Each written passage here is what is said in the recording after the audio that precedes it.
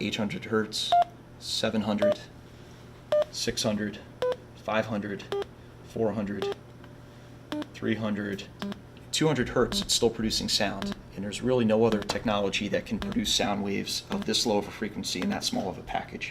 During our research on metamaterials, there were some papers published out of the University of Texas at Dallas by their NanoTech Institute.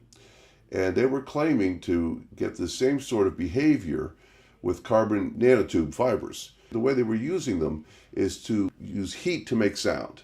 We went down there to investigate this, and in fact they were not getting acoustic bending the way that we think of it with metamaterials. Instead they were getting constructive and destructive wave interference patterns. However, it was fascinating what they were able to get and to make sound out of these fibers. This technique for making sound is called thermoacoustics, and these specific devices are called thermophones. Christian had developed a method for encapsulating lithium sulfate underwater batteries.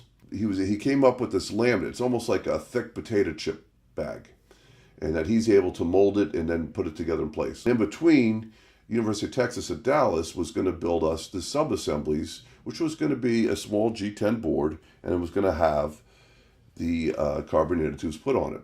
And the graduate student that was assigned to work on this was Nathaniel Mayo.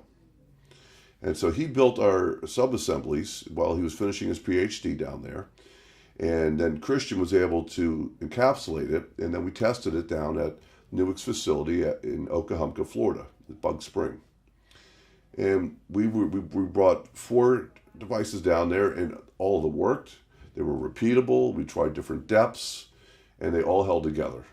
In my mind, it's still the first true demonstration in a repeatable, calibrated manner of the carbon nanotube transducer concept. Currently, we've got some really exciting results with these loudspeakers, these thermophone devices, as we call them. They show a lot of potential, but there's a lot of work to be done still. So I'm involved with trying to develop this technology to a point to where we can really say, hey, this can meet a fleet need. We're working on improving the depth performance, improving the mechanical properties of our devices so that they can withstand shock tests and things like that. We're just trying to also develop a theory as far as what exactly is going on at that very thin interface between the carbon nanotube sheet and the surrounding gas, and then you've got another liquid interface around that. And so trying to really kind of see if I can push the boundaries with the material. So this year at ANTX 18, what we're going to do is take a brand new technology. It's a carbon nanotube based thermophone. So we use heat to convert that into acoustic signal. We're going to mount this device that we've developed at an S&T research and development level at NUWC and apply it to a real world situation. We're going to mount it in a wet section of a Kinetic Sea Scout A-size UV, and we're going to circle an in-water hydrophone, and we're going to broadcast a series of pings, a series of signals, a lot of different things into the water and show what we could do with this brand new technology. And the results are sort of up in the air because we don't know fully what to expect. We've done very quiet acoustic test facility testing. We know what our device does, but we don't know what happens to our device when it's put inside another vehicle, because we're going to have acoustic coupling. We could have some strange resonances.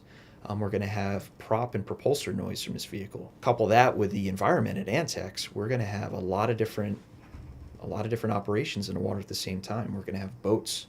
We're going to have 60 hertz noise from generators. We're going to have prop noise. We're going to have just regular Narragansett Bay noise. All this is going to be happening at the same time. What could happen is our source, our signal is too quiet. We can't hear it. Maybe it gets drowned out. So this could be a failure, and that's okay. That's what ANTX is for.